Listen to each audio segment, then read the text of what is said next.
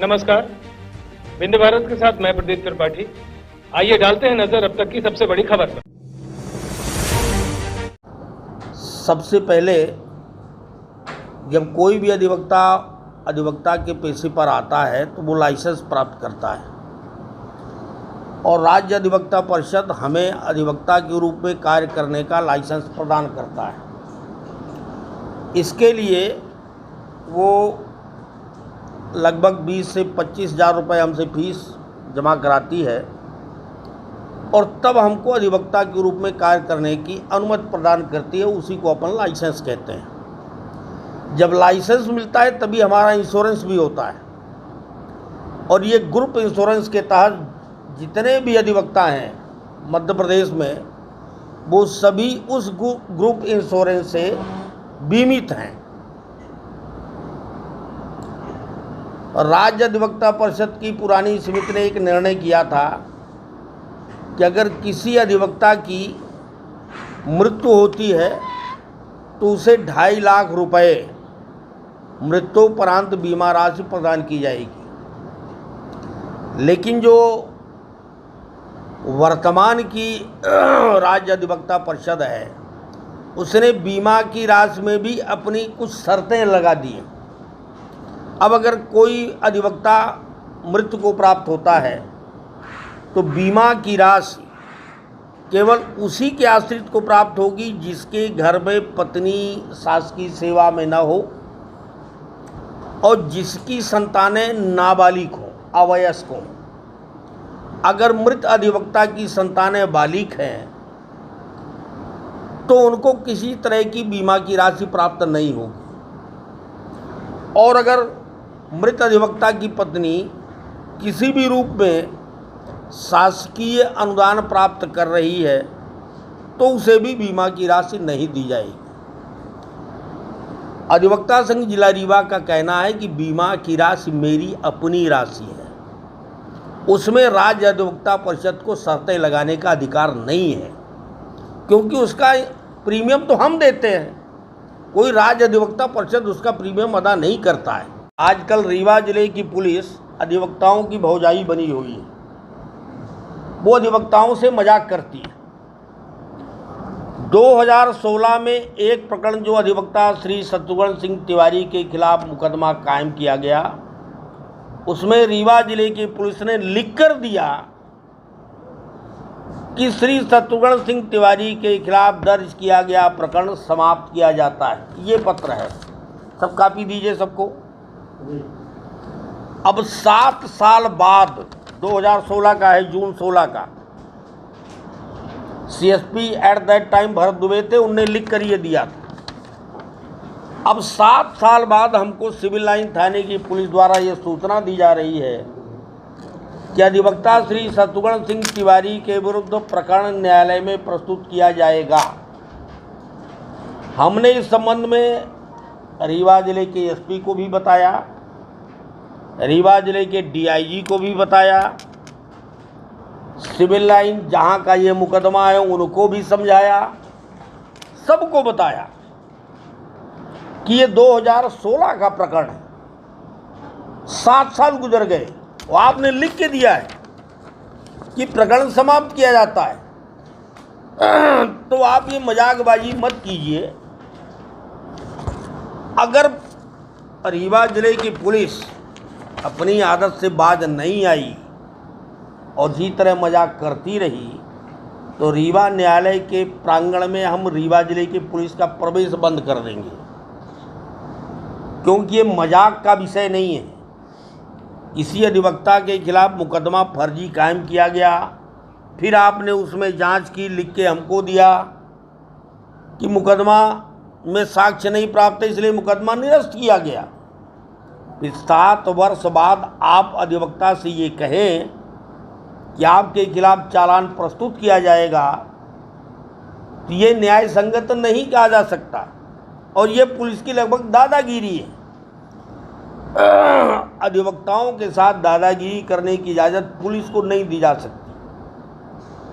हमने सारे जितने भी पुलिस के वरिष्ठ अधिकारी हैं सबको बता दिया है।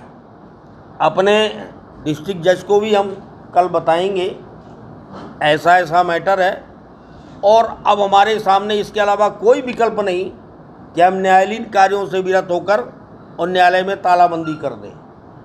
अगर पुलिस अपनी आदत से बाज नहीं आएगी तो अधिवक्ताओं के इसके लिए विवश होना पड़ेगा। बीमा की राशि का प्रीमियम स्वयं जमा करता है, वो लगभग 5,000 रुपये के आसपास का होता है और बीमा की राशि में मृत होने पर उसके आश्रितों को शर्तों के साथ बीमित राशि का दिया जाना ये नितांत अवैध व विधि विरुद्ध है। और जो शर्तें इम्पोज की गई हैं अधिवक्ताओं के ऊपर कि जो मृत अधिवक्ता हैं उनके अगर आश्रित बालिग है तो नहीं मिलेगा, ये गलत है, अवैध है।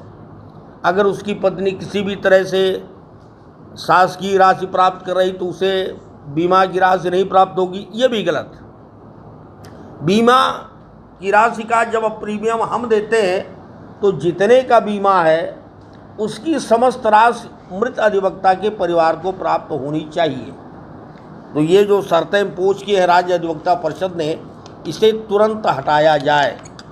इसके लिए हम लोग प्रस्ताव पारित करके और मध्य प्रदेश के 239 जो अधिवक्ता संघ हैं उन सभी को उस प्रस्ताव की प्रतियां भेजकर समर्थन की अपेक्षा करने वाले हैं। और इसके बाद में जो 239 अधिवक्ता संघों की ओर से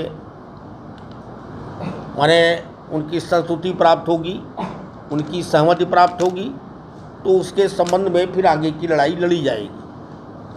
अधिवक्ता संघ जिला रीवा का कहना है कि हमें जो भी अनुदान प्राप्त होता है, चाहे वो चिकित्सा सहायता का हो और चाहे मृत अधिवक्ता के रूप में जो मिलता है, अधिवक्ता कल्याण निधि के रूप में अभी अधिवक्ता पत्र में 40 रुपये की टिकट लगती है, जिसमें से हमको बीमारी पर 1 लाख रुपया, गंभीर बीमारी पर और सामान्य बीमारी पर 35,000 रुपये तक की आर्थिक सहायता प्राप्त हो सकती है।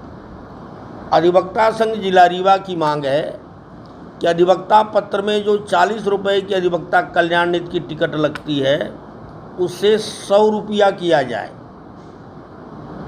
और उसके एवज में गंभीर बीमारी पर अधिवक्ता को 5 लाख रुपया और सामान्य बीमारी पर अगर वो भर्ती हुआ है तो उसे 1 लाख रुपए की चिकित्सा सहायता प्रदान की जाए और मृत अधिवक्ता को उसकी प्रीमियम के साथ जो अधिवक्ता कल्याण निधि से राशि प्राप्त हो तो लगभग 10 लाख रुपया उसे मृत्यु के बाद उसके आश्रितों को प्राप्त होना चाहिए।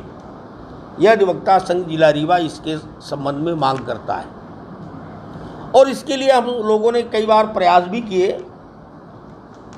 लेकिन दूसरा पिछले कई सालों से लगभग 7-8 वर्षों से लगातार मध्य प्रदेश का अधिवक्ता ये मांग कर रहा है कि अधिवक्ता संरक्षण अधिनियम को विधानसभा में पारित किया जाए। पर दुर्भाग्य ये है कि कांग्रेस की सरकार और भाजपा की सरकार दोनों ने अपने मंत्रिमंडल में इसके प्रस्ताव को मंजूरी दे दी, लेकिन दोनों सरकारों ने विधानसभा में इसको कभी पारित करके कानून नहीं बनाया। हमारा कहना है और हमारी मांग है कि जो मध्य प्रदेश की वर्तमान भारतीय जनता पार्टी की सरकार है वो अधिवक्ता संरक्षण अधिनियम को विधानसभा में लेकर और उसके संबंध में कानून पारित करे, जिससे अधिवक्ताओं को पूरे प्रदेश में संरक्षण प्राप्त हो सके। आए दिन हम सुनते हैं कि अधिवक्ताओं के साथ उनके अधिवक्ता पेशे को लेकर गंभीर मारपीट तक की जाती है और कभी कभी तो इस संबंध में उनकी जान भी चली जाती है, लेकिन कानून का संरक्षण उचित रूप से नहीं प्राप्त होता। डॉक्टरों के लिए संरक्षण अधिनियम है, क्योंकि डॉक्टर हड़ताल पर जाते हैं तो सरकार सरेंडर हो जाती है। अधिवक्ता इतनी लंबी स्ट्राइक पर न जाए और अगर चला गया तो सरकार सरेंडर हो जाएगी।